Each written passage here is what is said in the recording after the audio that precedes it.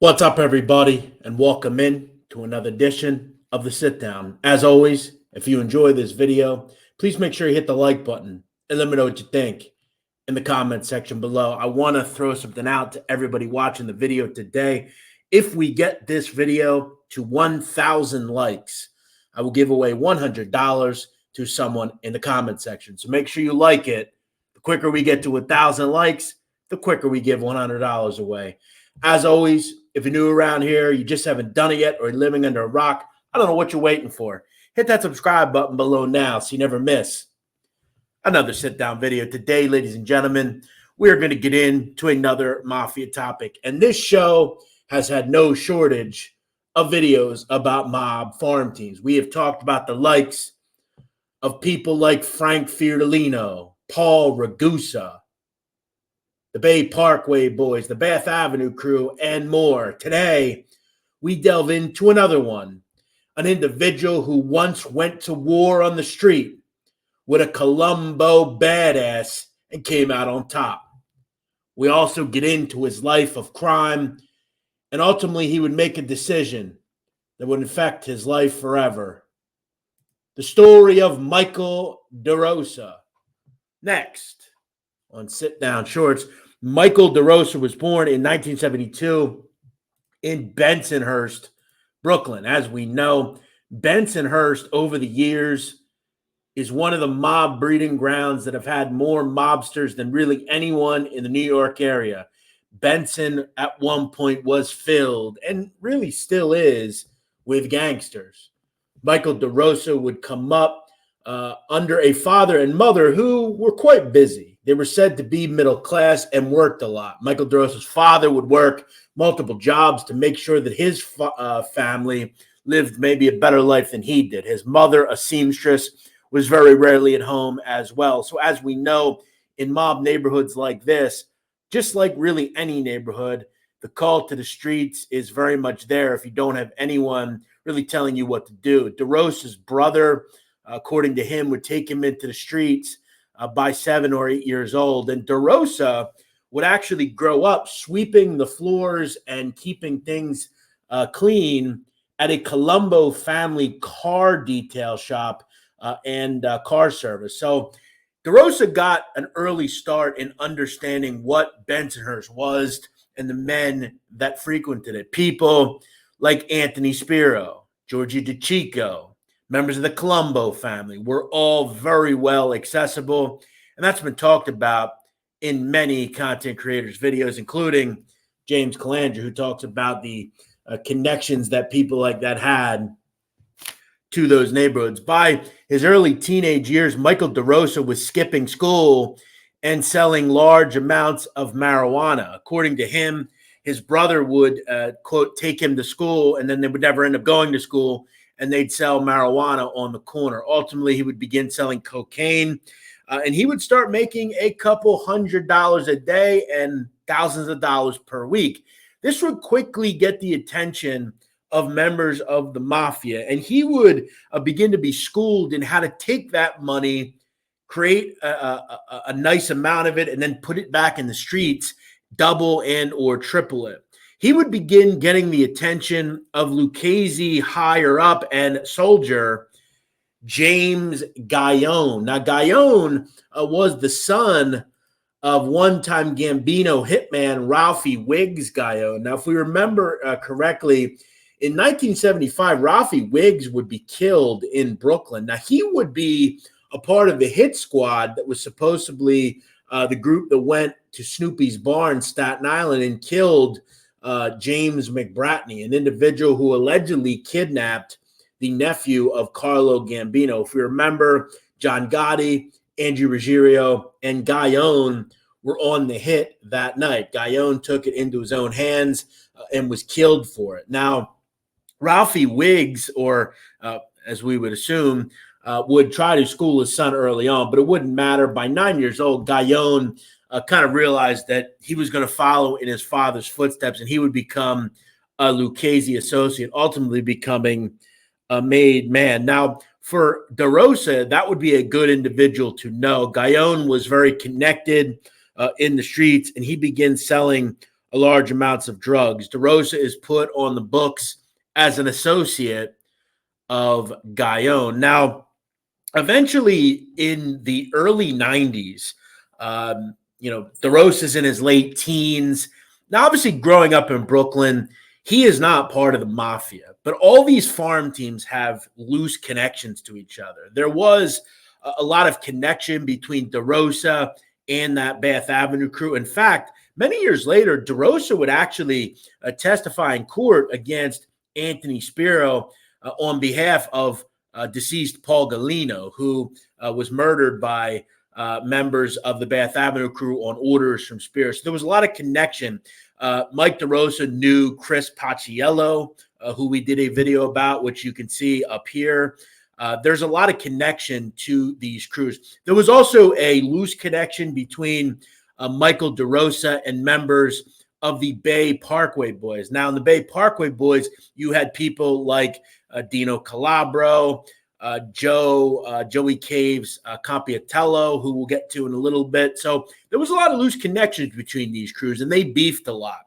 In early 1992, Michael DeRosa would get into a beef with an individual named Joey Randazzo. Now, Randazzo was a drug dealer in a rival crew that was headed by an individual called Joey Shiro. Now, Shiro on the surface was not a tough individual. He was someone that sold drugs, but he was not willing a lot of the time to do what he had to do. Now, the one major advantage that Shiro had, unlike people like Michael DeRosa, was Shiro's stepfather was Colombo nutcase Greg Scarpa. And whenever Shiro would get into a beef, he would just drop Greg Scarpa's name and he would get out of things a lot of the time. We've talked about this before. We've had people that obviously came up in that life and always had a father that they could kind of, say, hey, don't fuck with me. I'm Greg the Grim Reaper's son. And that was exactly true. And look, he realized that pretty quick. So back to Randazzo. He gets into a beef with Michael DeRosa over a drug deal. DeRosa kind of daps him up a little bit and then kind of not jumps him, but beats him up a little bit and then robs him. Randazzo runs back to Shiro, and one thing leads to another. DeRosa is jumped by multiple members of Shiro's drug dealing crew. As he's running away, he shoots at Shiro, which was a major no-no in these lines, right? You basically just shot at an individual whose father is Greg Scarpa. And as we know, Greg Scarpa is one of the most widely known killers in the history of the mob. And though he was working for the government, he is still regarded as one of the biggest lunatic killers we've ever seen in the Mafia. So it was a bad idea, but it was a ballsy move by Michael DeRosa to shoot at Shiro. Now, Shiro runs back to his home and whines to Greg Scarpa. Scarpa goes nuclear and says, where the fuck's this kid at? Now, remember, Shiro had at one point been friends with DeRosa when they were kids. And according to Linda Shiro, Joey's mother, they were very close in the adolescence times. But as they've gotten older, they began to hate each other. Scarpa gets in his car alongside Joey Shiro and Joseph Randazzo, who sat in the back seat. They would head to 1358 80th Street in Brooklyn, where Michael DeRosa lived. Now, I think initially for Scarpa, he wanted to cool the situation with the young 20-year-old DeRosa. He would get out of the car and try to even with DeRosa. DeRosa's brother was out there as well. Also in the fray was an associate of DeRosa called Ronald Moran. Now, Ronald Moran, according to DeRosa, was his closest associate. They were best friends. And he was going to always look out for his friend.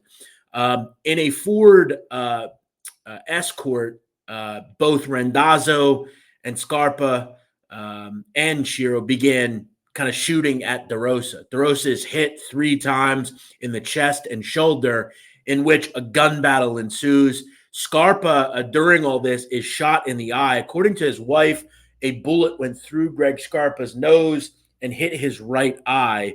Ultimately, as well, Randazzo would be shot and ultimately would die Michael DeRosa would survive and would be in serious condition at a hospital. Now, according to DeRosa, he would say that, quote, Ronald Moran saved his life that night, firing multiple rounds into the car that these individuals are driving in. The police would say after the fact, in investigating this crime, that up to 30 shell casings were found at the scene. Now, Greg Scarpa would actually drive himself and his associates to the hospital. He would show up in a hospital in Manhattan about a half hour later. So we can allege that that night, a young 20-something, Michael DeRosa, and his partner, Ronald Moran, got the best of Greg Scarpa. Now, subsequently after this, DeRosa would survive and mend back to health.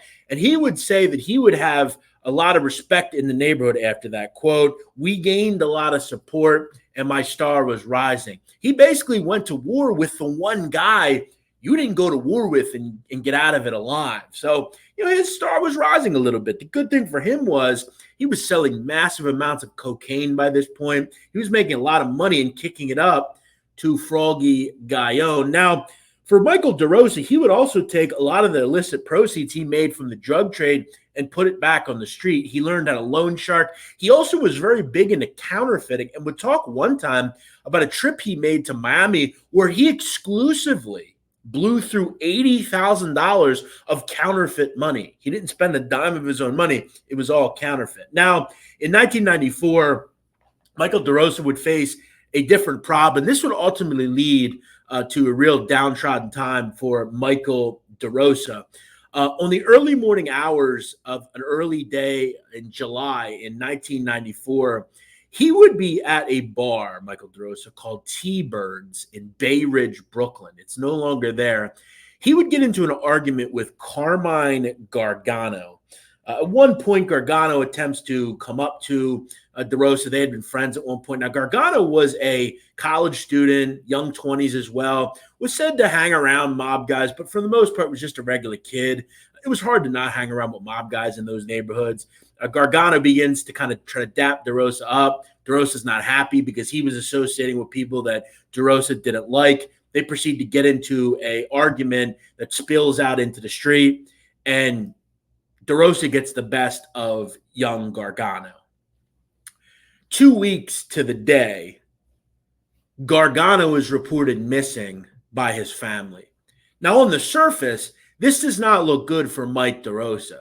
He was seen at the scene saying, quote, I'm going to kill you, to Gargano. So this was a bad look for DeRosa. Gargano turns up dead, no good. Now, in a previous video seen up here, we talked about Gargano. The federal government would allege, and according to Ronald Moran, who we talked about previously, he testified against John Papa, who we also did a video about at some point. He would say that John Papa told him that he killed Carmine Gargano and, quote, they would never find his body. Now, the feds would allege that Papa did this due to the fact of Gargano's connection to his cousin, Anthony Del Vecchia. Del Vecchia and Papa had a beef. Papa was quoted as saying, if I can't get the Tigger Del Vecchia, I'll get to his cousin Carmine. Now, he would use the fight that DeRosa got in to make it look like DeRosa did it. Ultimately, DeRosa would be cleared of this, and Gargano would be missing.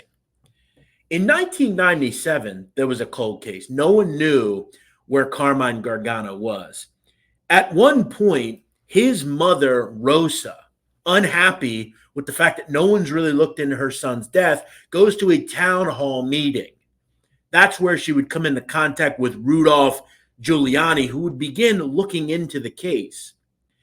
Now, weirdly enough, in the case of Carmine Gargano, the body was never found. The feds made multiple trips to try to find it. No one to this day knows who killed Carmine Gargano. Allegedly, the feds think John Papa did it. He maintains his innocence behind prison. Now, interestingly enough, I wanted to get into another connection that may speak to what went on here. In a separate case involving separate crimes, in the case of Dino Calabro, a Colombo Capo regime, who ultimately would flip and get a decade in prison. He and an individual, Joey Caves Compiatello, would also be under investigation for the murder of Carmine Gargano. In fact, if I have read correctly, Gargano's family at one point would try to sue these individuals for the murder of their son. Now, Compiatello and Calabro would both flip in a separate case and ultimately become witnesses. So there's really kind of a question of who actually killed Gargano. It may have been Dino Calabro and Compiatello. It also may have been John Papa. If you ask me, I'm not going to wager to wonder who did it. It has been wondered. But this all really kind of started from Michael DeRosa. Now, by 1997, Giuliani would very much begin looking in to Michael DeRosa, who had already been being looked into by the NYPD. The NYPD, DEA, and different organizations came together and would ultimately start ringing up people in DeRosa's crew. Through wiretaps and through surveillance, they would begin to wiretap Moran's phone. They'd begin to wiretap DeRosa's phone. And that would ultimately push up to Froggy Gallon. Now, in the late 90s, Michael DeRosa would be arrested at his home in Brooklyn. He would be charged with multiple drug crimes as well as RICO. This would jam all the way up to James Gallon as well. A lot of people were involved in this case. And look, the truth of the matter was DeRosa will tell people that he cooperated because no one would take care of him or his family. And that's exactly what he did. He cooperated, and it was fairly quick. He would testify at multiple trials, including Anthony Spiro's trial, where he would talk about his connection to Paul Galino and other members of the Bath Avenue crew. Ultimately, for Michael DeRosa, it wouldn't really take a long time. He didn't want to go to prison, and he got out of it. After doing just south of 5 years, Michael DeRosa was credited with time served and put in the witness protection program. Now, for the people involved, James Gallon would ultimately get 22 years in federal prison. Now, this had something to do with his case, but he would ultimately plead to his involvement with a murder in the 80s at one point. So Gallon would get 22 years. He was released in December of 2015. Now, for Ronald Moran, he would ultimately testify as well.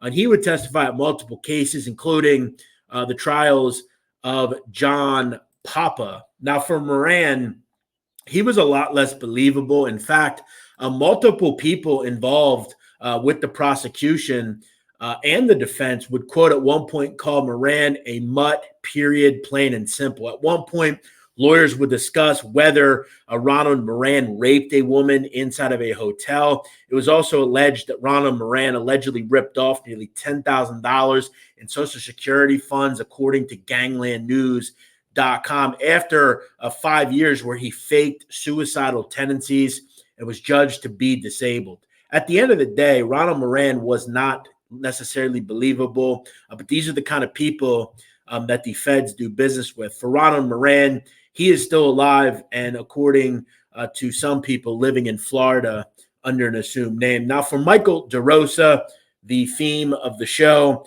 he would get out of prison and is very much still alive. And from what I understand, doing quite well in his new life. He is one of the more successful individuals that were a part or associated of the mob at some point. According to people that know, DeRosa is doing quite well in the real estate business and the finance business. And we have not heard from Michael DeRosa. He probably would be a pretty interesting individual to chat with. Why he has not done an interview, I don't know. He would be seen in a Discovery Channel documentary at one point, loosely talking about his life. There wasn't a ton of information really in that, really outside of just some insular things. There weren't a ton of names really associated with or anything. But DeRosa is still around, and who knows if we'll hear from him again. Now, I did want to discuss one other individual in this video. Joey Shiro, seen on the right, would ultimately be killed in 1995 by Vincent Rizzuto. As always, if you enjoy this video, please hit the like button. Get us to 1,000 so we can give away some money. And make sure you subscribe.